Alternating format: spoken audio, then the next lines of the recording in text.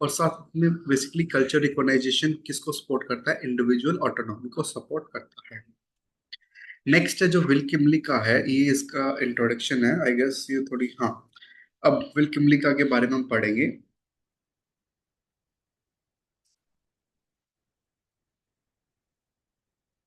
Okay. तो basically will किमली का क्या थी, क्या है, एक कैनेडियन पॉलिटिकल फिलोसोफर है, और वो अपने बेस्ट, उन्होंने अपना किसके लिए जाने जाते हैं, मल्टीकल्चरलिज्म और माइनॉरिटी राइट्स और लिबरलिज्म के लिए जाने जाते हैं। उन्होंने एक थ्योरी लिखी थी, मल्टीकल्चरलिज्म सिटीजनशिप, और वो उनकी जो थ्योरी है वो एक बेसिकली फाउंडेशन बन गई थी डिस्कशन का, कि कैसे जो लिबरल डेमोक्रेसी है, कैसे उनको लिबरल डेमोक्रेसी में उसको एकोमोडेट करना चाहिए।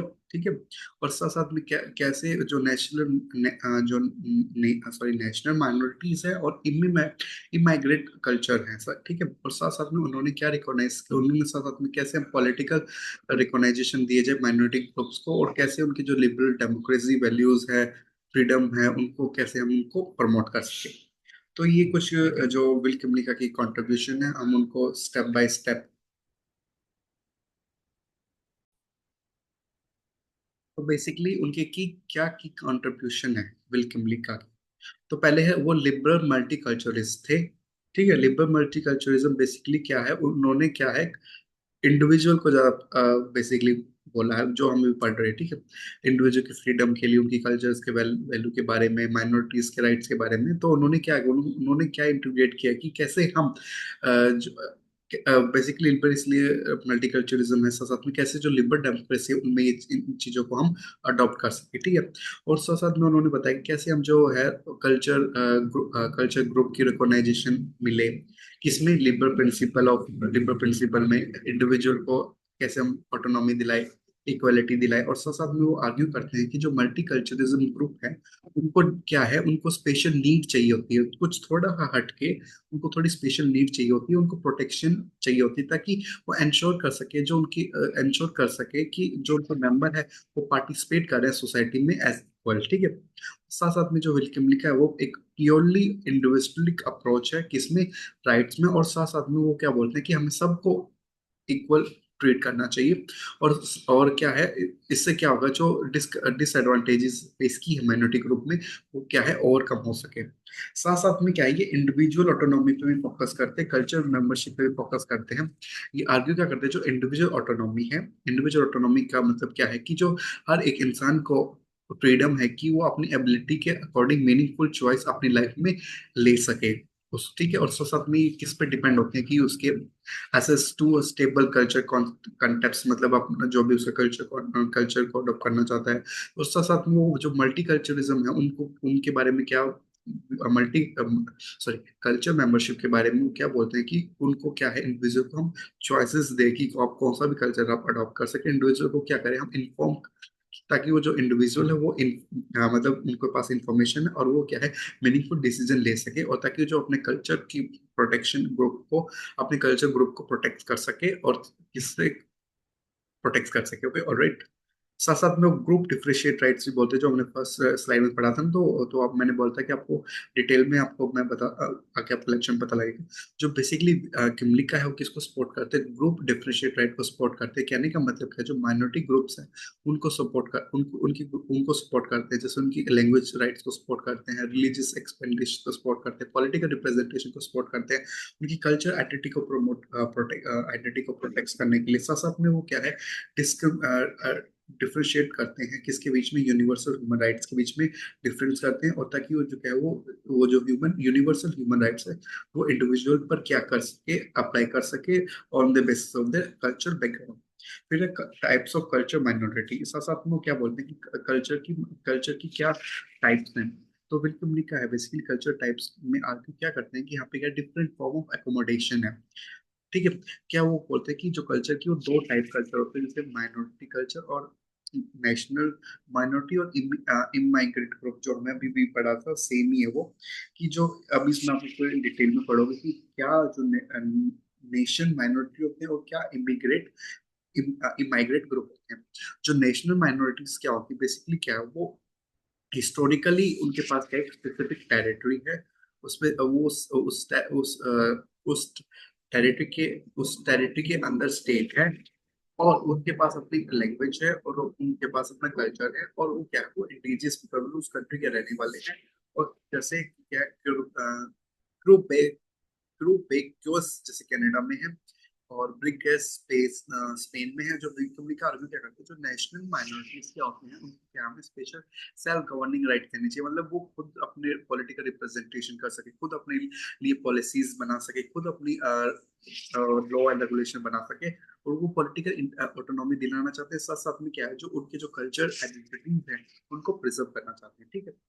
तो बेसिकली क्या होता है, जो बेसिकली ये अपने हिस्टोरिकल मतलब अपने पास से एक स्पेसिफिक टेरिटरी में रह रहे हैं, वो टेरिटरी एक पर्टिकुलर स्टेट के अंदर आती है। ठीक है, उसके बारे में तो बेसिकली क्या होता है, जो नेशनल माइनॉरिटी होते हैं कंट्री के अंदर होते हैं।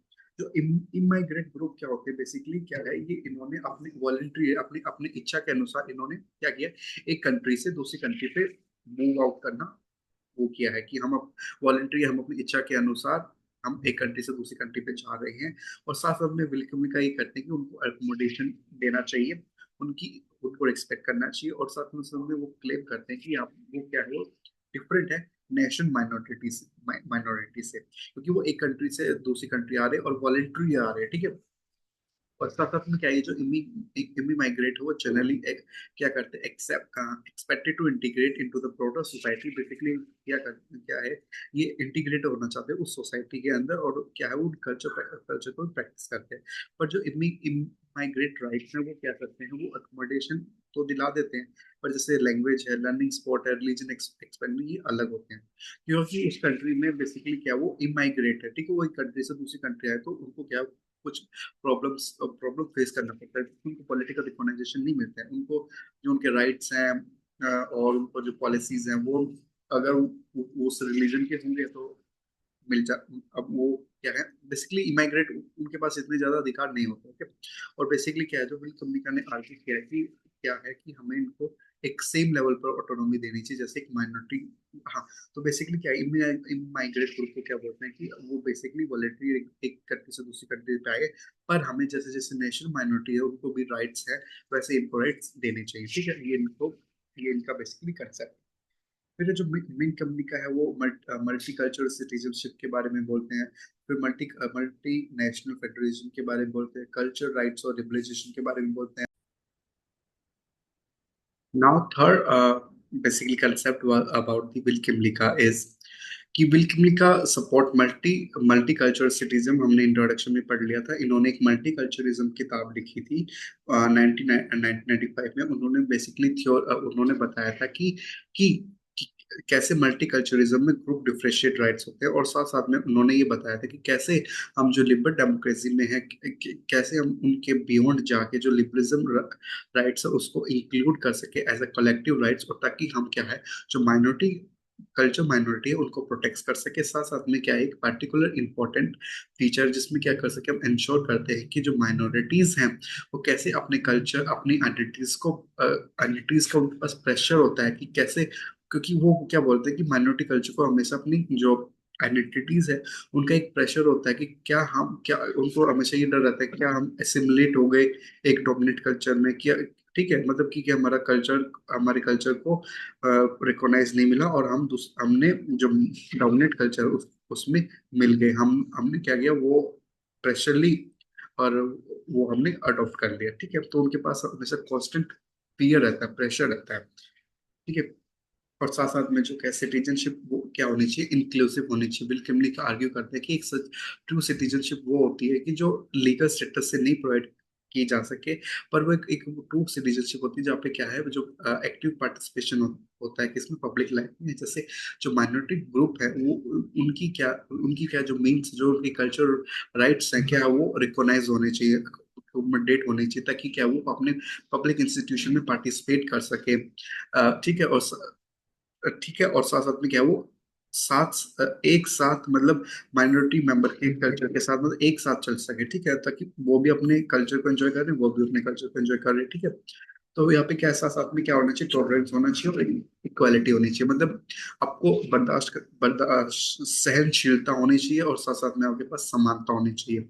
जो किमली का है वो बेसिकली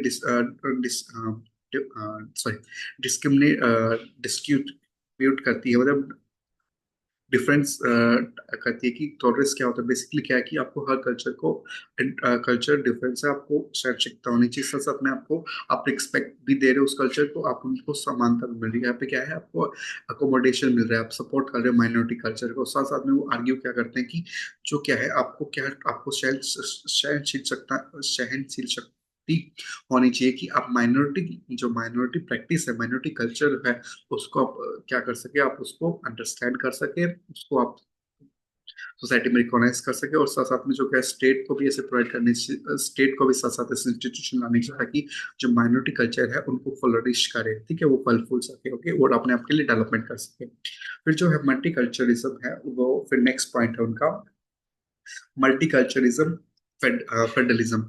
ये बेसिकली क्या बोलते हैं, इसमें क्या है कि जो हमारा पॉलिटिकल मॉडल है वो क्या होना चाहिए, कल्चर डाइवर्सिटी होनी चाहिए।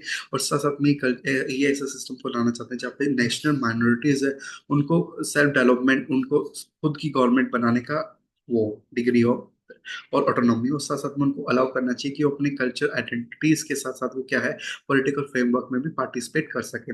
और साथ साथ में वो जो फेडरलिज्म है, ऑटोनॉमी होनी चाहिए। मतलब क्या है, जो मल्टीनेशनल स्टेज हो, वहाँ पे क्या हो, डिफरेंट जो नेशनल ग्रुप है उनको क्या, उनको क्या होना चाहिए, डिफरेंट पॉलिटिकल ऑर्गेनाइजेशन रिक्वायर्ड होती है। मतलब कहने का मतलब क्या है, जो नेशनल माइनॉरिटीज है उनके पास रीजनल गवर्नमेंट होनी चाहिए, उनकी खुद की एक क्षेत्रीय सरकार होनी चाहिए, ताकि वो क्या कर सके, अपनी प्रैक्टिस कर सके कल्चर, अपने लॉ बना सके, पॉलिसीज बना सके, से कल्चर, लैंग्वेज। और साथ साथ में ये क्या अलाउ करता है, डाइवर्सिटी अलाउ करता है, और साथ साथ में क्या करता है, ये यूनिटी भी एट अ लार्ज लेवल पे भी प्रमोट करता है। साथ साथ में क्या है, कनाडा को उन्होंने एक एज अ मॉडल यूज किया कि जैसे लुक एट कनाडा, कि कनाडा ने कैसे मल्टीकल्चरलिज्म को प्रमोट किया। तो विल्किम ने का हमेशा जो क्या है, कनाडा की केस स्टडी देते हैं कि उन्होंने बताया कि कैसे उन्होंने, क्योंकि उन्होंने 1971 में पॉलिसीज बना दी थी मल्टीकल्चरलिज्म की, ठीक है, पब्लिक पॉलिसीज बना दी गई थी। और साथ साथ में वो बोलते हैं कि कैसे देखो कनाडा ने अपनी पॉलिसीज लाई है toward the indigenous people and quite bad. Canada एक अप्रोच है मल्टीकल्चरिज्म का, साथ उसने क्या प्रमोट किया, उसने रिकॉग्नाइजेशन प्रमोट किए, किसके लेवल पर भी, इंडिविजुअल राइट्स के भी साथ साथ में ग्रुप राइट्स को भी दी गए हैं। और साथ साथ में वो एग्जांपल देते हैं कैसे जो लिबरल डेमोक्रेसी होती है, कैसे उनको एकोमोडेट करना चाहिए कल्चर डाइवर्सिटी को through the federal and political autonomy. फिर साथ साथ में कल्चर राइट्स और लिबरलिज्म के बारे में बताते हैं कि जो विल किमली का एक मेजर कंट्रीब्यूशन है, क्या है वो, culture rights and group differential right, वो कंफ्लिक्ट नहीं होने चाहिए किसके बीच में, लिबरलिज्म के बीच में। ट्रेडिशनल एम्फेसिस किस पे करते हैं, वो लिबरल थ्योरी ऑफ इंडिविजुअल पर फोकस करते हैं। साथ साथ में वो आर्ग्यू करते हैं जो कल्चर मेंबरशिप है ना, वो क्या है, एक प्री कंडीशन है, एक मतलब कंडीशन है कि इंडिविजुअल को फ्रीडम मिल रही है, ठीक है। और साथ साथ में क्या बोलते हैं, जो लिबरल सोसाइटीज होती हैं उनको क्या उनके पास ड्यूटी होनी चाहिए कि वो अपने कल्चर को प्रोटेक्ट कर सके। कैसे कैसे हम इंडिविजुअल को अलाउ करना चाहिए ताकि वो एक मीनिंगफुल चॉइस ले सके। साथ साथ में उन्होंने लिबरल क्रिटिक, लिबरल ने कुछ क्रिटिक किया मल्टीकल्चरिज्म का, कुछ लिबरल स्कॉलर है, कुछ वो क्या आर्ग्यू करते हैं जो मल्टीकल्चरिज्म है उसको उन्होंने क्या है कि अंडरमाइन कर दिया गया है, जो क्या है इंडिविजुअल राइट्स वो कि उनको क्या करे, ज्यादा प्रिविलेज दे रहे हैं ओवर द इंडिविजुअल।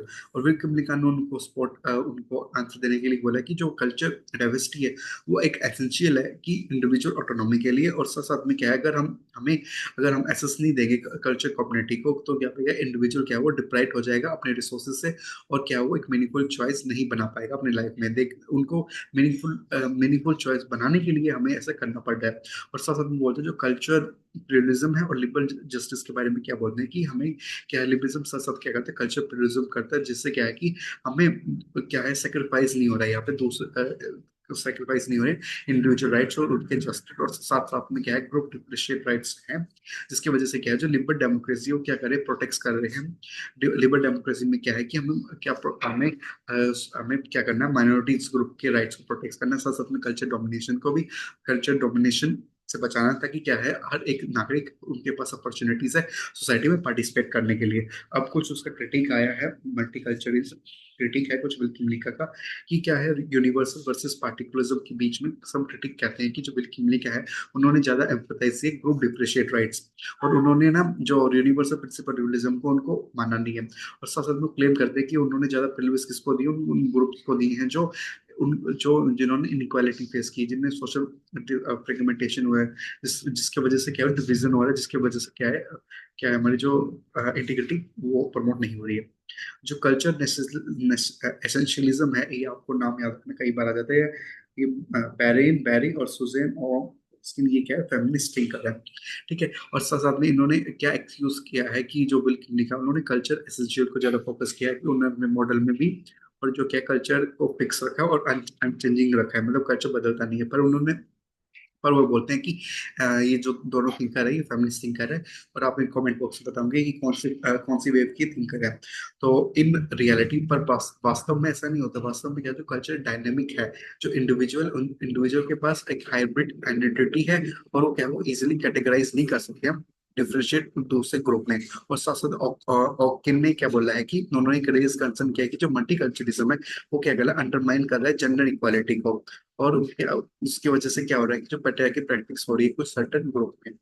और और उन्होंने नेक्स्ट पॉइंट क्या है कि क्रिटिक क्या है कि यहाँ पे क्या और एम्फेसाइज दिया गया है नेशनल माइनॉरिटीज में। कुछ क्रिटिक आया था कि हमने उन्हें ज्यादा एम्फेसाइज कर दिया, इंपॉर्टेंस दे दी गई है नेशनल माइनॉरिटीज की, और हमने ज्यादा अटेंशन नहीं दी है जो चैलेंजेस फेस करते हैं इमाइग्रेट ग्रुप। क्योंकि इमाइग्रेशन ग्रुप को बहुत चैलेंजेस फेस करने पड़ते हैं, उनको पॉलिटिकल रिकॉग्नाइजेशन नहीं मिलती, उनको बेसिकली उनके साथ डिस्क्रिमिनेट होता है, वो पॉलिटिकल, उनके पास पॉलिटिकल राइट्स नहीं होते। ठीक है। और उनको कुछ मतलब बेसिकली बहुत सारे चैलेंजेस उनको फेस करने पड़ते हैं। ठीक है। वो सिटीजन भी नहीं है उस कंट्री के, और फिर वो फोर्सफुली रह भी रहे हैं।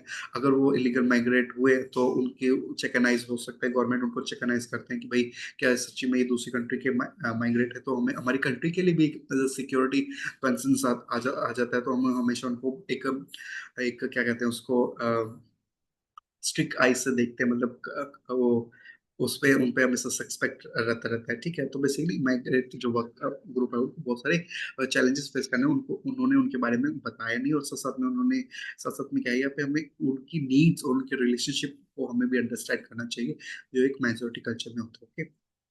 आई होप आपको स्टोरी क्लियर हो गया होगा। तो अब है विल किमनिका के कुछ इंपॉर्टेंट वर्क है। लिबरलिज्म कम्युनिटी कल्चर 1986 में लिखा गया है। ये इसकी बुक का थोड़ा आपको डिटेल व्यू है, आप पढ़ सकते हो। Multi multicultural citizen, a liberal theory of minority rights 1995 में। Politics, value culture, nationalism, multiculturalism, citizenship 2001। Multiculturalism thought size and navigating the new international political diversity 2007 में। ये इसकी कुछ बुक्स हैं। Books are important for the exam point of view.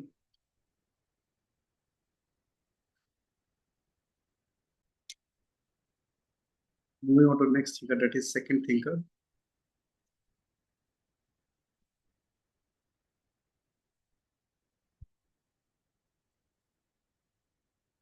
Charles Taylor. Charles Taylor ने अपना जो idea है, वो उनकी जो बुक थी वो पॉलिटिक्स ऑफ रिकॉग्नाइजेशन थी। उन्होंने आर्ग्यू क्या किया कि कैसे हम जो कल्चर आइडेंटिटीज हैं, उनको हम रिकॉग्नाइजेशन प्रोवाइड करते हैं, कैसे वो एक क्रूशियल पार्ट है किसका, इंडिविजुअल डिग्निटी का, और कैसे हम उनको सोशल जस्टिस प्रोवाइड कर सके। उन्होंने साथ साथ में ये बिलीव किया था there is a misrecognition of minorities identity. और कैसे जहाँ पे जब मिस रिकॉग्नाइजेशन हो जाता है, जब माइनॉरिटी आइडेंटिटीज का, कैसे वो हार्मफुल होती है इंडिविजुअल और साथ साथ में कम्युनिटी के साथ साथ में।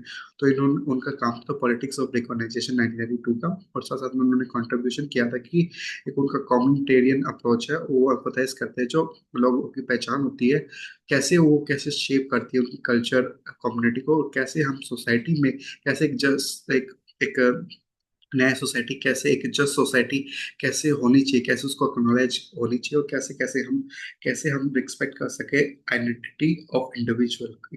ठीक है। फिर बिहू पारिक, जो बिहू पारिक है वो हमारा थर्ड और लास्ट थिंकर है। और दी मल्टीकल्चरिज्म, और ये इम्पोर्टेंट भी है। मल्टीकल्चरिज्म का बिहू पारिक है, ये हम अभी डिटेल में पढ़ेंगे। यस। ओके। तो जो मल्टीकल्चरिज्म है वो क्या है, एक प्लुरलिस्टिकल व्यू देते हैं मल्टीकल्चरिज्म में। वो एम्फसाइज करते हैं जो कल्चर है वो फ्लूइड है, कल्चर इंटरेक्ट करता रहता है एक दूसरे के साथ। साथ साथ में उन्होंने क्रिटिक किया है लिबरल यूनिवर्सलिज्म का। और उन्होंने आर्ग्यू किया कि जो पॉलिटिकल सिस्टम ऐसा होना चाहिए जिससे क्या है हम रिकॉग्नाइज प्रोवाइड करा सके, एक मॉरल लेजिस्लेटिव प्रोवाइड करा सके, कैसे different part, different ways of life में। और उनका एक काम था rethinking multiculturalism, culture diversity political theory, ये बहुत इंपॉर्टेंट बुक है। सॉरी, बिहू पारिक। फिर हमारा एक और थिंकर आता है आरिश मैरिन यंग, ठीक है, कि ये भी इंपॉर्टेंट थिंकर है। इन्होंने किस पे फोकस किया था? Justice and politics of difference पर। इन्होंने इन्होंने आर्ग्यू ये किया था, शी आर्ग्यू दैट जो हमारे जो ट्रेडिशनल लिबरल कंसेप्ट है इक्वालिटी का, वो फेल हो चुका है किस प्रॉब्लम, किसको एड्रेस करने की, जो हमारे स्पेसिफिक नीड्स और एक्सपीरियंस, मतलब क्या बेसिकली जो हमारा ट्रेडिशनल कंसेप्ट है इक्वालिटी का, वो फेल हो चुका है। क्यों क्यों आज असफल हो चुका है? क्योंकि वो एड्रेस नहीं कर पाया जो हमारे जो स्पेसिफिक नीड्स हैं, किसके मार्जिनाइज ग्रुप के, और साथ साथ में क्या है, ये किसको एम करता है? कल्चर एसिमिलेशन को एम करता है, और कैसे जो सोसाइटी है वो अकोमोडेट कर लेती है ग्रुप डिफरेंस, और किसके थ्रू? इंक्लूसिव डेमोक्रेसी और ग्रुप रिप्रेजेंटेशन। और उनकी किताब है justice and politics of difference, ये भी इंपॉर्टेंट है। और उनका कंट्रीब्यूशन क्या है? इन्होंने क्या किया, एक रेडिकल क्रिटिक किया है लिबरलिज्म का, और उन्होंने इन्फ्लुएंस किया कि कैसे एक जो आई कैसे एक जस्टिस कैसे इन्वॉल्व होता है, कैसे उसको रिकॉग्नाइज, कैसे उसको रिकॉग्नाइजेशन मिलती है, कैसे उसको अकोमोडेशन मिलता है, कल्चर डिफरेंस होता है, साथ साथ में कैसे हम, कैसे वो इग्नोर हो रहा है in the name of equality.